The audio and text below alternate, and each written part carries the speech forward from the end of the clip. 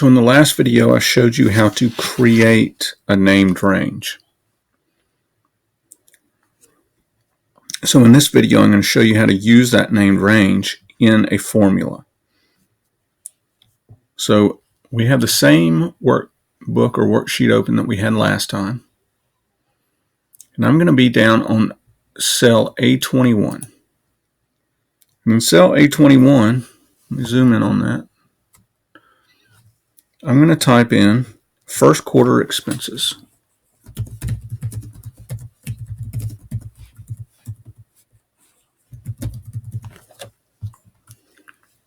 And if you remember, if we go up here to our name box and we click in quarter one expenses, it shows us what our cell range is. So what it's going to do, what we want to do is down here, we want to add all these numbers together to get our first quarter expenses. So we're going to go back down to B21. And in cell B21, we're going to type equals, because we always start with equals. Equals. Sum.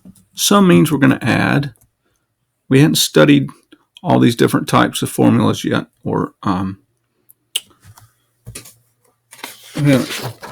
that's a function. Sum is a function. We haven't studied those yet, but summing is adding. So this is just an example. So sum, and we start with a parenthesis, and we want to add together all of these numbers that make up that cell range that we've already named. And the way to go get that, go to the Formulas tab, and then Define Names group.